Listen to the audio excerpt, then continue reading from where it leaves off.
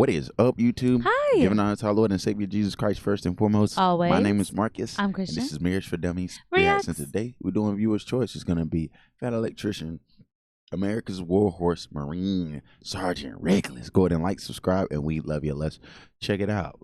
Husband made a good point. Over the Is that course his of last 48 name? hours, South Korea as we know it today would probably not exist. What if I told you that if it were not for the actions of a single beer-drinking horse over the course of 48 hours, South Korea as we know it today would probably not exist? Today we're talking about the greatest war horse of all time, the highest ranking animal in Marine Corps history, and the hero of Outpost Vegas. Ladies and gentlemen, Sergeant Reckless. What? What? It's a horse. Wait, what? All right, before we get too far in this video, we do have a sponsor for a couple of reasons. One, I got bills, just gonna be honest with you. Two, I gotta pay the editor. And three, in the case of this particular video, back in the day, it used to be a rule that whenever Sergeant Reckless did any type of publicity, whoever did it had to make a $1,000 donation to a Marine Corps charity, and I am gonna honor that since I'm making this video about her. That being said, this video is brought to you by VPN. Wait, no. Nord Shadow Legends. No. NordVPN, that's the one. Full disclosure, I tried to make a funny skit ad for this video where like me and my wife were both in bed and instead of using a condom, I used NordVPN and then I accidentally put a condom on my phone, but my skit failed miserably. Okay, get out of here, Michelle. Okay, it's fine. It's fine. It's fine. If I used NordVPN, my dog wouldn't have been able to find me because I'd be in Singapore. No sheet on there. With NordVPN, your dog can find you, but your internet service provider can't. Okay, so believe it or not, I actually do use NordVPN in real life, but I use it for a different reason than any other talking point you've ever heard in a Nord ad ever, so I'm just going to go ahead and show you guys that today. All right, so let's say I want to start working on a new video, so I hop over to Google to find some sources. We pull up Google, and let's see what we come up with. Let's say I want to do a video on unwavering, the Finnish guy that took a bunch of Pervitin. Google that, here's what pops up. I've got a Wikipedia page, and then a bunch of websites that just regurgitate the same article over and over and over again. Now, I know that IMO is from Finland, so if I hop over to NordVPN and I actually change my location from America to Finland, hopefully, since it's his native language, it'll give me some better sources. 2 seconds later, I'm now connected to Finland, and as far as anybody on the internet's concerned, I am a Finnish guy in Finland browsing the web. Now, we just go back and I hit refresh, and as you can see, I have a bunch of different sources all about Imo Koivunen. So we're just gonna pick one, then I go up here, I hit translate, and now I have a new source of information for my video on IMO that I never would have been able to find were it not for NordVPN. And it has a bunch of other use cases on top of that, so if you wanted to check it out for yourself, you can go to nordvpn.com/thefatelectrician. Now let's get back to this video. Our story takes place during the Korean War, which is kind of an issue because most people know absolutely nothing about the Korean War, and it's kind of important for context. So we're going to do a real quick and dirty oversimplification of the entire thing. Super casual, 60 seconds. We're going to learn more about the Korean War than most people do in their entire K-12 education. Go ahead and start the timer. Here we go. July 25th, 1950. Communist North Korea, backed by Communist China and the Soviet Union, decides that they are going to attack South Korea and try to take over the entire peninsula. Over the course of the next 5 to 6 weeks, they would almost accomplish their goal, beating the South Korean military all the way to the base of the peninsula, and it is not looking good. But luckily, NATO shows up at the last minute to save the day. The NATO forces are like 90% American, but there's also some British, some Canadian, some Australian, and like 12 other countries on top of that, and they have a huge amphibious landing in Incheon, and they proceed to turn the tables on the North Koreans entirely, beating them all the way back into North Korea, and then they continue to advance, beating them all the way up the peninsula and almost to the border of China. So now the Chinese government's kind of shitting their pants because NATO's like 30 miles off their border, and they can't have NATO coming up in their territory with their democracy and their human rights and their food. They've got to do something about this. So China comes out of left field with their big-ass military, joins the fight, takes NATO completely by surprise, beats them all the way back down the peninsula to pretty much the original North and South Korean border, and this is where our story begins. I'm not trying to brag, but that was under 60 seconds, and I got a Lord of the Rings reference in there. I'm having a really good day. Okay, now that we're on the same page, October 1952, here's what the front line looks like. Each one of those triangles represents a hill, and on top of those hills is a bunch of NATO troops. Basically, at this point in time, time, NATO is now just trying to hold this line long enough to force the communists to sign a peace treaty and preserve South Korea, because, as it turns out, this long string of hills is almost the exact same border that South Korea was before, so if they can utilize these hills to hold the high ground, maybe they can get this accomplished. Why do they want to hold the high ground? Well, because the high ground's awesome, isn't it, Anakin? Yeah, anyways, if I can bring your attention to the furthest triangle on the left where it says the Nevada cities. That is not actually one hill, but 3 smaller hills in a close triangular formation, commonly referred to as the Iron Triangle. Each one of these hills is named after one of the 3 Nevada gambling cities, Reno, Carson, and Vegas. The reason that NATO named them after the Nevada gambling cities is because it is a gamble as to whether or not the Marine Corps is going to be able to hold that position. Because if Chinese Communist forces are going to try to break through this line, it's probably going to be right there at the Nevada cities, because then they will have a direct path to the capital of Seoul, and if they're able to capture Seoul, it'll be absolutely devastating to NATO's ability to negotiate a peace treaty. So the United States Marine Corps absolutely has to hold this position, and most importantly, they have to hold Outpost Vegas because it is the highest of the 3 hills, and if they lose Vegas, they are almost guaranteed to lose the other 2. All right, so here's the plan. Each one of these hills is going to have 40 Marines and 2 Navy corpsmen on top. These hills are so steep that the only way to get up there is by foot. They're like a 45-degree angle all the way up. So the Marines aren't able to get trucks up there. They're not able to get tanks up there. The only thing they can get up there is barbed wire, shovels for digging trenches, guns, and 75mm recoilless rifles. These recoilless rifles are pretty much going to be the Marines' only chance of defending themselves if they do get attacked. The problem with it is, though, since you can't get a truck up on this hill, now the Marines have to carry all the ammunition up themselves, and each shell weighs approximately 24 pounds. So because carrying these shells up this enormous hill 1 or 2 at a time absolutely sucks, the Marines get permission to buy a horse or a mule or a donkey or something. So they go down to Seoul and they start looking. And obviously, the first place they choose to investigate is the horse racetrack at Seoul. Is there probably going to be a pack animal at a racetrack for sale? No, probably not, because that's racehorses, and racehorses don't make good pack animals. But that is the one place that's going to have alcohol and gambling, so you best believe that's where the Marines are going to check first. But as fate would have it, they would meet up with a horse trainer and jockey by the name of Kim Hook Moon, who would be willing to reluctantly sell his horse, Chim Hai, which translates to flame in the morning. He absolutely did not want to sell this horse. He described it as the most beautiful and intelligent horse on the planet, but he did it for $250 because he had to buy his sister a prosthetic leg. I believe her name was Peggy, or was it Eileen? Anyways, the Marines buy this horse, they throw her in a trailer, they take her back to camp. From there, she immediately goes into what the Marines call hoof camp. Get it? Hoof camp, boot camp. That's funny. Moving on. The first thing they do is try to get the horse acclimated to battle by firing the recoilless rifle near her. And the first time they fired this rifle, this horse jumped 4 feet straight into the air and freaked the fuck out. Then they calmed her down, they fired it again, still scared out of her mind. And they fired it again and again. And by the 8th time they fired it, she was completely calm, and a recoilless rifle never scared her ever again. From there, they taught her how to survive. She learned how to avoid barbed wire. She learned not to get too close to the back end of the recoilless rifles because the blowback could hurt her. She learned that whenever a Marine yelled incoming, she needed to run to a nearby bunker, or if she wasn't near a bunker, she learned how to lay down. After she completed her training, the Marines ordered her a special saddle to be made and shipped all the way from America that would allow her to carry a bunch of recoilless rifle rounds. Until then, though, she began helping the Marines any way she could, mainly by helping string communications cable between the different outposts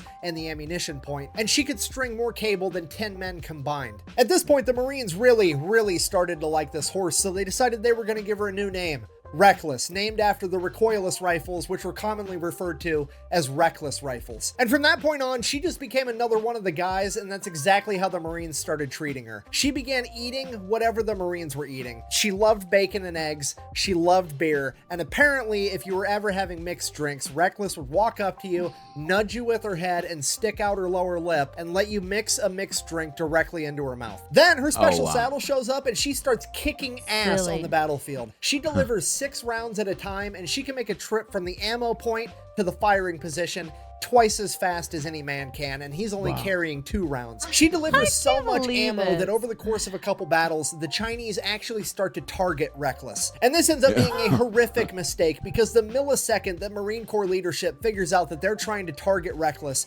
they flip the script, turn around to the Marines, and they're like, boys, they're trying to kill Reckless so they can eat her because they're starving communists. At which point, all the Marines responded with, oh my God.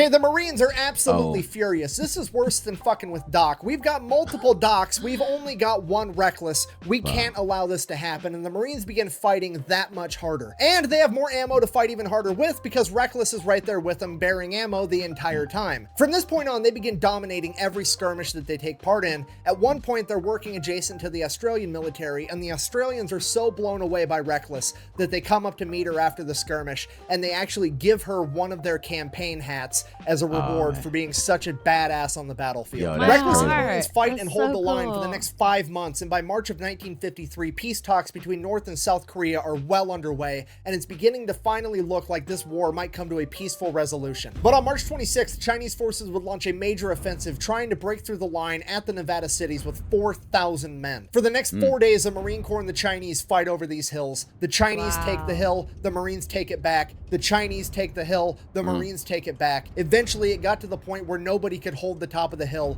and you just had the Chinese on one slope of the hill and the Marines on the other. Wow. They said that there That's was so much insane. artillery flying in both directions for the entirety of 4 days that the sound of individual explosions gave way to what seemed like a constant and consistent roar. For 4 days, they were completely unable to verbally communicate, and they could only talk to each other via hand signals. And because of all this noise, the Marine Corps forward observers weren't able to effectively communicate with the Marine Corps artillery and mortars, meaning that the artillery and mortars were just firing blindly into the general vicinity of where the enemy should be. Meaning that the only effective fire the Marine Corps has in this fight is coming from the recoilless rifles, because they don't require a forward observer and they don't require communication. The men with the recoilless rifles are the ones spotting the enemy and firing the gun. The recoilless rifles are now the key to winning this battle, and they absolutely have to stay up and running, and they have to get this ammunition up to these hills to fight back. The problem is the ammo point is 750 yards away from the firing position,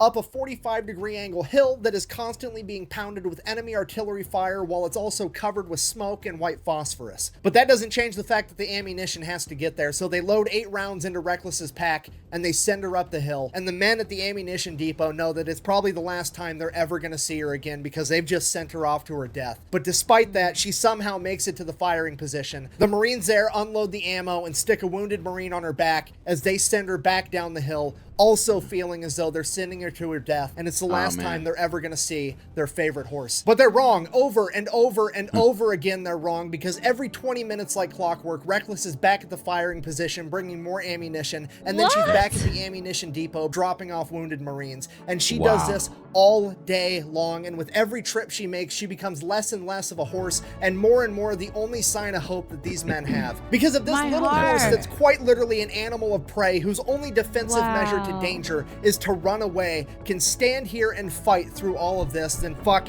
maybe they can too. Despite being struck by shrapnel twice, Reckless kept the Marines so well stocked with ammunition that they managed to melt one of the barrels of the 75mm recoilless rifles. On the first day of battle alone, she made 51 round trips to the firing line, covering over 35 miles, delivering 386 rounds of ammunition. That's totaling crazy. over Oh my 9,000 gosh. pounds. A And that's horse. not including all the Marines that she carried back down the hill. At the end of the first day of battle, they took Reckless, gave her all the food and water that she would eat or drink, and then they laid her down to bed. She got to sleep for 6 hours before the first enemy artillery shell impacted, and at that, she was back up and ready to do it all over again, and she repeated her performance from the day prior. At the end of the second day, nobody held Outpost Vegas at the top of the hill. The Chinese held one slope and the Marines held the other, and it is at this point that the Marine Corps leadership decided that if they can't hold the high ground, there just isn't going to be a high ground anymore. They called in the Marine Air Wing, and on the morning of the third day of battle, the Marine Corps dropped 28 tons of ordnance on top of the hill, completely leveling every defensive structure and anything else that was up there. By the end of the third day, the Marines had taken the top of the hill where Outpost Vegas used to be, but then they saw that the Chinese were falling back into a ravine and they were going to go around the hill entirely. This is absolutely terrible because there aren't enough Marines on Outpost Vegas, Carson, and Reno combined to be able to go down there and stop the Chinese. If they're going to stand any chance in a fight, they have to have the high ground, so they absolutely cannot give it up. The problem is, on the back side of the hill that Outpost Vegas is on, is where the ammunition depot is, as well as a mess tent that's been converted into an aid station, station with over 200 wounded Marines, and there's nothing that the Marines on top of the outpost can do to stop them. Then the Marines at Outpost Carson get an idea, and they send a runner with a note to the aid station as fast as they can. He gives the note to the commander of the aid station, who then tries to read the note to all 200 wounded Marines, but the artillery fire is so loud that he can't be heard. So he resorts to just handing the note to one Marine, who hands it to the next, and the next, and the next. And after reading the note, every Marine hangs his head for a second and gets on his feet, because the note reads, "Chinese coming around the hill, dropping smoke. Walk out into the smoke.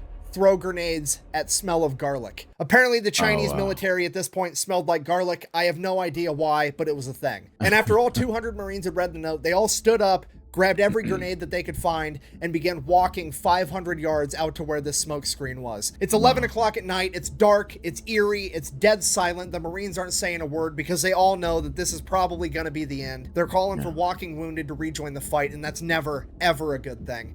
And they're making their way to this smoke screen. They finally get there, and they take a few steps into the smoke, and they just stand there and they wait. And they wait, and after 10 minutes, there's a faint smell of garlic, and it keeps getting stronger and stronger and stronger, and the Marines know what's going to come next, but they just don't know when to start throwing these grenades. And then off in the distance in the smoke, they hear a single cough, and all the Marines just begin throwing these grenades into the smoke screen. Within a matter of seconds, they've completely exhausted their supply, throwing over 500 grenades into the smoke. And that was it. My gosh. There was nothing left to do but stand there and wait for the enemy to come and get them. So that's what they did. They stood there and they waited and they waited, and the smell of garlic got a little bit fainter and a little bit fainter. And finally the Marines are like, fuck it, I'm going to bed. So they walked back to the aid station, went to bed, woke up the next morning, and holy shit, the enemy artillery had completely stopped and the battle was over. They would later find out that the Chinese suffered over 4,000 casualties trying to break through the Marine line. And after the incident at 11 o'clock at night with the smoke screen and the aid station, they simply could not afford to lose any more men and were forced to retreat. So that was it. The Marines did it. Against all odds, somehow the Marines managed to hold the line against a vastly superior force. Larger force, not superior force. Very important detail. Preventing the enemy from retaking Seoul, giving NATO the political leverage they needed to negotiate peace talks, and establishing and preserving the South Korea that we know today. And arguably, it's all because of a single horse that absolutely refused to give up on her fellow Marines. And because of this, Reckless is declared the hero of Outpost Vegas, and she is awarded the rank of corporal in the United States Marine Corps. Shortly after the battle, the Marines get rotated out by a brigade from the Turkish military, and the Marines finally get some much-deserved R&R. After that, the war's really starting to wind down, so the Marines are going to pack up all their shit. They're going to board a Navy LST, which is basically an amphibious landing ship. That ship's going to take them all the way to Incheon, and then from there, they're just going to kind of hang out for a while and wait for the peace treaty to get signed. But since they're boarding a Navy vessel, they have to come up with a manifest of all the supplies, how many guys they got, all the equipment, how much everything weighs, yada, yada, yada. On the manifest, they write down one horse, Reckless, corporal type. The manifest makes its way to the captain of the LST. He's supposed to sign off on everything. He sees horse and he's like, what the fuck? The Marines are probably just messing with me. They're not actually bringing a horse on my ship. It's probably just like a pallet of beer and they wanted to let me know to account for the weight. It's fine. He signs off on the manifest, sends it back. It's all good. Fast forward a couple of weeks, the Marines start loading all their stuff up on the boat. Then they go to bring Corporal Reckless up onto the ship and the captain is like, whoa, whoa, whoa. Absolutely not. You're not bringing a horse on my ship. I've had the cleanest ship in the Navy for 2 years running, and this horse is going to ruin that. To which the Marines are like, bro, you signed the manifest. This is happening. Get over it. One thing leads to another. Corporal Reckless gets on that ship. Once they get Reckless, all the equipment and all the Marines on board, the ship takes off, and all the Navy members are kind of making fun of Reckless and the Marines because it's not normal for Marines to care this much about an animal, and they're not treating Reckless with the respect that she deserves. So when they demand that Reckless gets fed bacon, eggs, and beer just like the Marines, the Navy absolutely refuses, and they said they're only going to give her cabbage and wheat. So that's what they do. This upsets Reckless's stomach, and she proceeds to shit all over this boat for the next 3 days. A couple days later, Reckless starts feeling better. They're almost to Incheon. They're about to port, get off this boat. Everything's going to be great. At this point, the Marine Corps officers have a brilliant idea. They decide, hey, us and our men just went through one of the bloodiest battles in American military history. The horse has been sick this entire time. You know what would make everybody a lot happier? If instead of just parking the fucking boat and getting off like normal people, what if we did an amphibious landing? You know, for fun and training and stuff. Wouldn't that be great? To which all the enlisted men are like, fucking fine, whatever, let's just do it.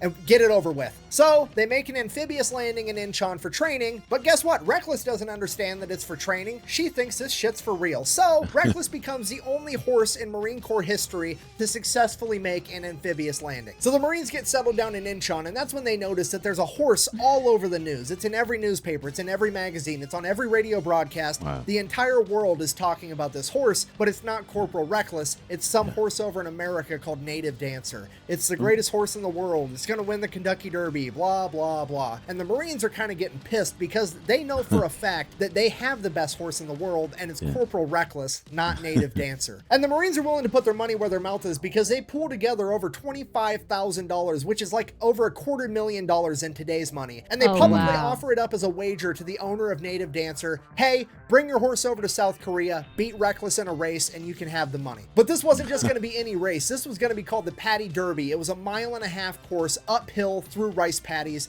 and each horse wasn't going to have a rider, and they were going to have to carry 192 pounds of ammunition. Unfortunately for everybody, Native Dancer's owner decided that they were not going to partake in this competition, so now the Marines kind of just hung out until the end of the war. Then the order comes down, hey, pack your shit, it's time to go home. The Marines are like, cool, great, grand, wonderful, how are we going to get Reckless home? At which point the leadership over at the Marine Corps is like, well, here's the thing, we don't think that the taxpayers would appreciate spending their money to transport this horse all the way back to America, so we're just gonna abandon her here. To which the entire Marine Corps is like, the fuck you are. They go into full samurai mode. They're gonna figure out how to get Corporal Reckless back to America through the back channels, whatever it takes. So they end up getting a hold of a public company called Pacific Transport, and they convince the owner to take Reckless all the way back to America. The only problem is Pacific Transport doesn't go to South Korea. The closest he can get is to Japan. Okay, cool. Now we just have to get Reckless from South Korea to Japan. Reckless's platoon then gets a hold of the Marine Corps Air Wing, and they convince those Marines to let them smuggle Reckless onto a cargo plane going from South Korea to Japan. Silly. From there, they get Reckless onto the Pacific Transport ship. They take him all the way back to San Francisco, where the Marines are going to re-meet back up with Reckless. Okay, fast forward, the Marines make it to San Francisco. The Pacific Transport ship makes it to San Francisco. The Marines go there to pick up Reckless, at which point they find out that Customs beat them there, and Customs called the Department of Agriculture, and the Department of Agriculture said, we're going to have this horse destroyed because she could have diseases. The Marines then explained to this guy from the Department of Agriculture, look, this is a war hero. You're not killing this horse. She's coming with us. At which point, the Department of Agriculture guy is like, oh no, she's staying here and we're going to have her destroyed. Now, the Marines are kind of looking around at each other. They're looking at this pencil pusher from the Department of Agriculture. And the Marines, without saying a word, have just communicated with their eyes. We're actually going to have to kill this guy and hide the body. Department of Agriculture guy is finally starting to piece together how quickly and how far this might escalate. And he finally comes to his senses and he's like, okay, look, maybe, just maybe, I'll take a blood sample, I'll take it to the lab, and if she doesn't have any diseases, we'll release her. To which the Marines are like, that's a solid call. So the guy takes the blood sample, says it'll take about a week, get the results, go ahead and just leave the horse here, you guys can head out. At which the Marines said, nah, we're going to stay with the horse. And the agriculture guy is like, that's not necessary. And the Marines are like, oh, yeah, it is. Because at this point, the Marines have come to the conclusion that the communists were trying to kill Reckless for food, and American bureaucracy is trying to kill Reckless just for fun, and they cannot let her out of their sight ever again. So, agriculture guy gets a blood sample, he leaves, the Marines hang out with the horse for a little while, and then they're like, oh, hey, there was a Marine Corps ball tonight. Reckless is a Marine. Let's go. Then they smuggled Reckless out of the ship. Then they smuggled her out of the port. Then somehow they got her all the way across San Francisco, into the building, up the freight elevator, and they made it to the Marine Corps ball. Reckless walks in, and she has just given every Marine in that room the excuse they were looking for to get absolutely hammered. Everybody's drinking beer, eating cake, including Corporal Reckless, and Reckless is also eating all the flower decorations. It's a great time. Everybody wakes up the next morning, super hungover. They all go out, they get breakfast, bacon, eggs, give some to Reckless. Now, here's the problem. They kind of have smuggled this horse out and they don't know what to do with it. They also can't let the government find out where the horse is because the government is actively trying to destroy her for no reason. Then once Reckless gets to Camp Pendleton, the American public finds out that Reckless made it home and everybody's super pumped. They want to know all about it. The news is getting involved. America's celebrating because fucking America's warhorse made it home. This is awesome. At which point the high-ranking Marine officers that were going to abandon her are like, holy shit. Wow. what a great idea. You guys smuggled her all the way here, and we're just going to take credit for it because this is going really well for us. We had no idea that the American public would be okay with us doing the right thing and bringing a war hero home. Yeah. We thought the American public wanted us spending millions and billions of dollars teaching fucking pigeons how to drive missiles and strapping napalm bombs onto bats and shit. We had no idea that doing the right thing would be so popular. So then they throw a big parade, they have a big ceremony. Funny. Reckless gets promoted to E5 sergeant in the Marine Corps. They hook her up with this cool ass blanket. She gets awarded 2 Purple Hearts, 1 for each piece of shrapnel she took during the Battle of Outpost Vegas. It's a huge deal. She starts doing commercials, endorsements. The rule with that was she doesn't work for free. She's willing to do charity events for free. Anything else, if somebody wanted her to endorse a product, it had to be a product she actually liked. If it was food, it better be food she liked. If it was a drink, it better be a drink that she liked drinking. That's wild. Otherwise, she wasn't going to do it. And those companies had to pay $1,000 for the privilege of working with Sergeant Reckless, and that money went to a charity for the Marine Corps. And here's the thing with Reckless being a sergeant. Most animals are like, oh, they're such and such rank, they're this rank, but they're not actually that rank. It's just like a symbolic thing. With Reckless, it was not a symbolic thing. The Marines treated her like she was truly and legitimately a sergeant in the Marine Corps. Nobody that was a lower rank than her was allowed to give her orders or tell her what to do, okay? If the privates were standing around eating food and stuff, and Reckless wandered up and nudged one, that was an order to share some food, and that private needed to obey it. She was given her own private stable right outside the post commander's house, and there was a standing order that she was never to carry anything heavier than her blanket ever again. Sergeant Reckless even had an assistant. Every time they got a batch of new recruits, they would find out who the farm kid was, and he would be tasked with taking care of Sergeant Reckless. Now, part of taking care of Sergeant Reckless was taking her out for her daily exercise. Now, how do you exercise a horse if you can't ride a horse because there's a standing order that she can't carry anything heavier than her blanket, and even if she could, you wouldn't be allowed to ride her because she's a higher rank than you.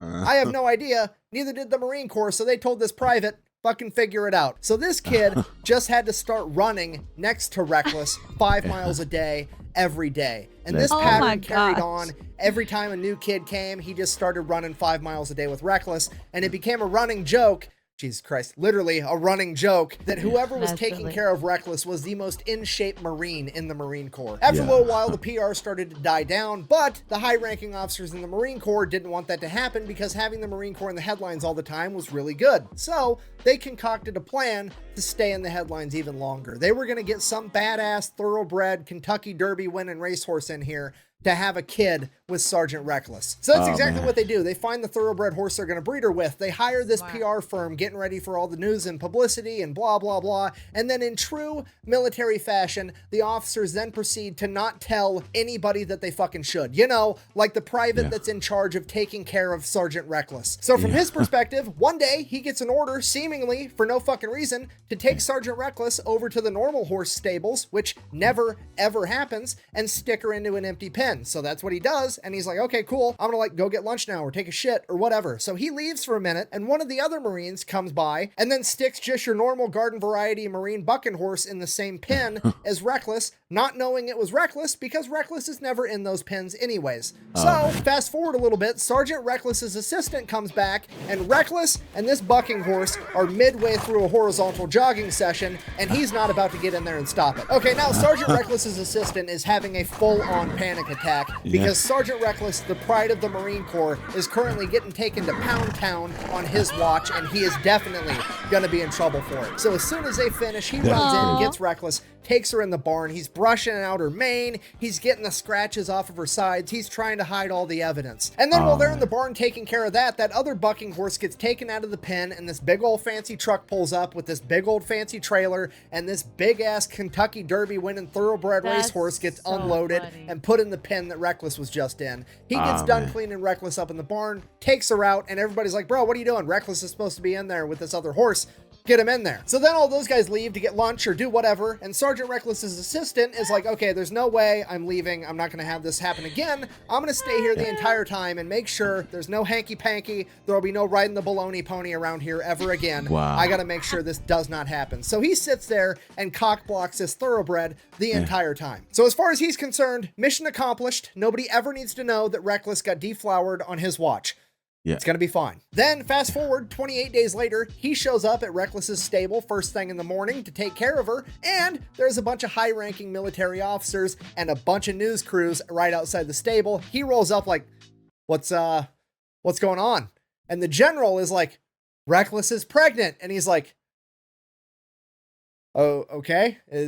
That's a good thing. And they're like, yeah, no, that's great. That's a terrific thing. That At this poor point, guy. the news crews have kind of put together They that this should've is a told kid in him. charge of taking That's care so of Sergeant funny. Reckless. So Yeah. one of them yells out, hey, what's the name of that thoroughbred racehorse that she's having the baby with again? At which point he just responds like, what are you talking about? I don't know its name. It was just one of the random Marine bucking horses we had in the pen. Record scratch, dead silence, pure confusion. The general grabs this private, yanks him around the corner of the stable. It's like, what the fuck did you just say? So he explains to the general everything that happened. And the general is like, you idiot. Reckless was supposed to sleep with that big ass thoroughbred racehorse. To which he's like, well, somebody should have told me that. I don't know what to tell you. So now the plan is Aw. officially ruined. The news crews leave, and the PR firm has to figure out how to piece this thing back together. And the plan they come up with is to get a big ass sign and put it up on the hill by Camp Pendleton. And the sign simply says, it's a ...